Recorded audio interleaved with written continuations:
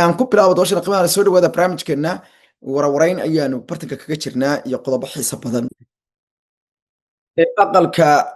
Pentagonka ee dalka Mareykanka ayaa Pete Hegseth oo ah xogayaha gaashaandhigga xogayaha dagaalka ninka la baxay iyo sidoo kale taliyaha ciidanka qalabka sida dalka Mareykanka General Dan Kane waxa ay sheegeen in howlgalkii loo yaqaanay Operation Epic Fury uu si rasmi ah u dhamaaday isla markaana la joojiyay ay yiraahdeen si rasmi ah markay ahayd 8 subaxnimo ayay yiraahdeen maalinta Arbacada taas ayana ku tilmaamay inuu noqday howlgalkaasi mid lagu soo afgooyay waxay ugu yeedheen wejigii ugu weynaa ee dagaalka iyo sidoo kale degdegtii la yaabka lahayd aqalka cad ee dalka Mareykanka xogayaha markaasi warfaafinta u qaabsan gabahaweenada loo yaqaano Caroline Leavitt ayaa sheegtay in dhanka kale ay jirto guul la taaban karo oo la gaaray ayagoo ku tilmaamay in guushu aysan ahayn mid la iska yaraysan karo wasi hadalka u dhigtay haweeneyda ayaa sheegtay in dowladda Mareykanku gabi ahaanba madaxweyne Donald Trump uu gabi ahaanba dhowr qorshe oo waaweyn u qaaday waxaana kamid ah ayay tiri inay xaqiiq tahay in dowladda Mareykanku 37 sano 38 maalmood ilaa iyo 39 maalmood oo dagaal lagu jiray ugu dambeyntii ay dhacday guul military oo ay sheegtay in ay yihiin kuwii ugu sarreeyay ee la gaari karayay iyo in ugu dambeyn madaxweynaha dalka Mareykanka uu dib u furay gacanka Hormuz waxaa la yaab noqotay gacanka Hormuz oo gabi ahaanba furitaankiisa iyo xidhitaankiisa midna uusan ku jirin guulaha iyo guuldarrooyinka dagaalka midnaba in hadeerta lagu soo daray guusha taasoo muujinaysa in isbedelada aadka u xoogan ay muujinayso shidaalka inkastuu hoos u dhacay haddana waxaa la sheegay in gabi ahaanba maalmaha soo socda uu halkiisa kusoo noqon doono khatartuna ay noqon doonto mid aad iyo aad u sii weyn Iran ayaa maalinta dagaalka waxa ay gabi ahaanba ay uga faa'iideysanaysaa 40 maalmood guuradii geeridii hogaamiyaheedii Ayatollah Ali Khamenei oo ay ku tilmaantay inuu kamid yahay shuhaadadii ugu horeysay maalintii koobaad wadanka dhiigooda u horay sida lagu sheegay bayaan soo saaray bayaanka ayaa lagu yiri waa maalintii afartanaad ee markaasi uu shahiiday ama uu naga shahiiday baa Ayatollah wadanka Iran qoraalka lagu yiri sidaa daraadeedna waxa ay sheegeen in gabi ahaanba dhiigiisii uu noqday mid inuu wadanka oo ku daato asagoo shahiida uu u keenay guul darrada gaadhay cadowga ayaa lagu yiri Iiraaniyiinta ayaa sheegay in markaasi lagu dul dhisi doono xaaladda aad iyo aadka u xoogan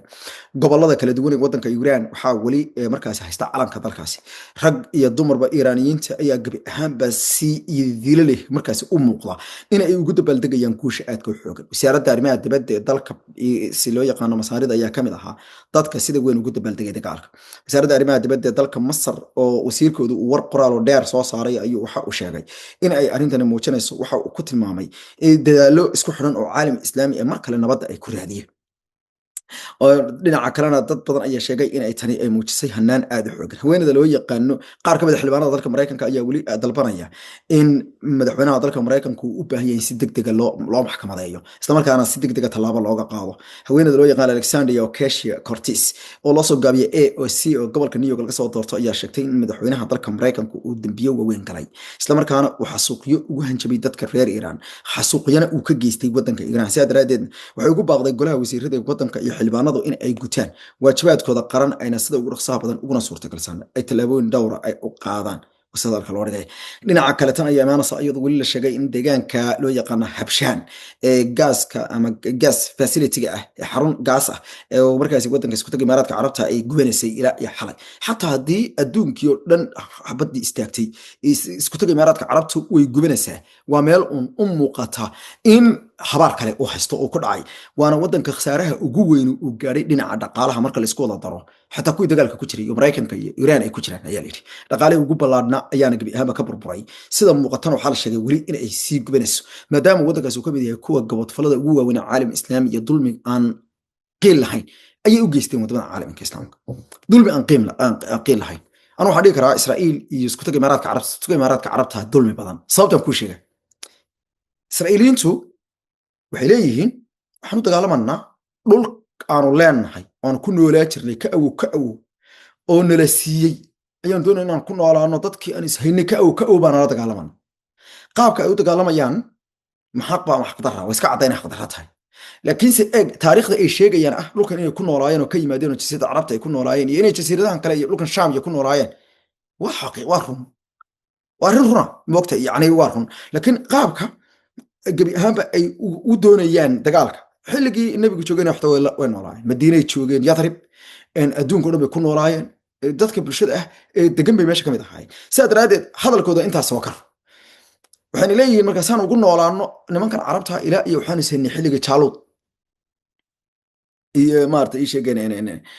iyo daa'uud isleeyihiin dagaalkayagu xilligaas daaran yahay bay dhahaan saasay dhahaan moogti marka waxay leeyihiin arrintan xataa markaa si kalaba halkaa markaa diinta iyo halkaas iskaba dhigaba waaba arrin qabiil weeye bay ku leeyihin oo annagana waxaan nahnay caruur ka soo fircantay isxaaq ayaguna waa ilmo ismaaciil waa ilmaadeer sidaa daraaddeedna waxaan isku haynaa markaas qolana waxaa layidhi waxaa laydi siinayaa ambiyada waa sida hadalka u dhigaan dadkooda filosofriska ahi waxay ku leeyihin annagana waxaa nalagu yidhi barakada iyo ambiyadaad leedihin ayagana waxaa lagu yidhi faraxa iyo taranta ayaad leedihin saasaa lagula ballamay bay yidhahdeen marka waxay ku leeyihiin waxay nagu qabsadeen tii nala siiyey meesha ka hadlayaan mataqan ma garata waxay yani diidan yihiin nebi maxamed bay diidan yihin waxay leeyihiin macnaha annaga ambiyadan haysan ayaguna badnaanta iyo faray haysteen nebi maxamed markuu soo baxay naxariis nabadgelyo kris ha yeele bay nagu qabsadeen oo waxay dhaheen nebinimadii waa laga soo wareejiyey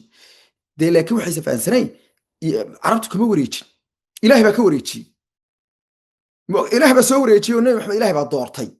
soo saas maaha bal halkaasay taagan yihiin yani taariikh bay isku hayaan diin bay isku hayaan dhaqan bay isku hayaan waa wax la garto ilan waxaa la yidhi gaalka dil gartiisana si waa wax meel bay ku aroortaa in lagu luminayo waxyaalahaas o dhan waa gaar laakiin bal adigu imaaraadka carabta bal maxay u dhibaateynayaan libiya bal maxay u dhibaateynayaan soomaaliya bal maxay u dhibaateynayaan falastiin bal maxay u dhibaateynayaan suudaan bal maxay yaman ugu duulin bal adigu ka jawaab marka waa maxay waa kibir marka kibirkana yaa iskale ilaahay subxaana wa tacaala iskale kibirkana ilaahay marka gebi ahaanba waa waxyaalaha lama taataanka ee ilaahay gaarka u ah marka anugu waxaan odhan karaa ayagaa ka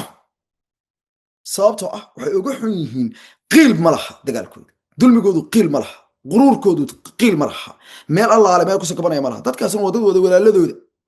bal waxayba laga dhigtayba wadamadan ayagaaba abaal kule imaaraadka carabta soomaalida ugu yaroo waxaa laali waxay dhaqaale haysatay xawalaadahoodii iyo ganacsatadoodii iyo bagaashkoodii iyo cuntadoodii iyo dahabkoodii ayagaba geysteen yaman waa kadalik adduunkao dhan baa caalam islaami o dhan ayaga ka faa'iidey xarun bay u noqdeen meel ganacsi bay u noqdeen way kibreen marka way ta dheheen kibirkoodii marka ilahay jabinaya marka taas weeye marka meesha ka dhacday moogta bal qof adoonsaa waxaan la yaabi jiray beriga hore waxaan odhan jiray moogta ii sheegeen waxaan oran jiray qof aad oranaysaa xagee ka soo socotaa london xaggaad u socotaa nairobi ama muqdisho ama hargeysa ama meel kale ma socdaa buu ku dhahaya haye dubay baan sii marayaa 3 maalmood oo kasii adeeganaya buu ku leeyahay xaggaad ka soo socotaa washington dubay baan sii maraya halkaasii marayeen yani hadeertana waa laga o'ay inta qof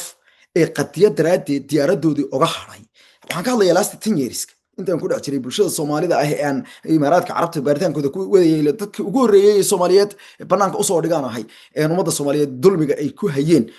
imaaraadka carabta qof walba wuxuu ku leeyahay waan ka leexda imkaa intaas hoos bay u socota dulmigaaga marka la wada arko waa ka leexda dadka markaa imaaraadka carabtu marka hadda weli way sii gubanaysaa wayna sii waxaas anugu marka waxaan aaminsanahay imaaraadka carabtu ma soo noqonayo xarun ganacsina ma sii noqonayso waxaa jira wiilal dhalinyaro oo bakistaani ah oo markasta qoraal ay ka soo saaraan ama soo sawiraan muuqaal qaraxa ama dab ka dhacaya Dubai iyo Abu Dhabi waxay ku soo qoraan marka hore waxay sheegayaan meel gubanaysa tusaale ahaan gantaal meel ku dhacay hoos marka waxay kaga qoraan hadda iskaga baxay imaaraadka carabta iskaga car imaaraadka carabta ay ku soo qoraan yani waa hadal fog waay waa hadal macna waxay muujinayaan meesha laga guuro waa aniga marka Soomaalida hadda waxaan leeyahay intiina ku hadhay kole dad badan iskaga guuray iskaga bax imaaraadka carabta imaaraadka carabta waxay noqonaysaa meel baabacday cidda dhaqaaladaba geysan mayso dahablayaasha way ka guurayaan suuqan hadeerta suuqyadan Sacuudiga iyo waxaa furmaya suuqan Qatar sidoo kale iyo Nairobi oo hadeerta iyadana maartay la xoojinayo wadamo kale oo baa imaan doona oo ay ka mid tahay magaalada Karachi hadeerta wadada Belt and Road laga sameeyo doono Istanbul baa iyaduna jirta oo dhaqaalaha aad loo xoojinayo marka imaaraadka iska dhaqaaji hadda ka shaqaafi alaabtaada ka xidhxidho imaaraadku ma soo noqonayo waayo dulmiga ay sameeyeen mid lagu cafi karo ma waayo qiil ma laha qiil dhanba ma laha wararka calaadi cadaysa doosha qiimaha badan gaan ka gaan dunida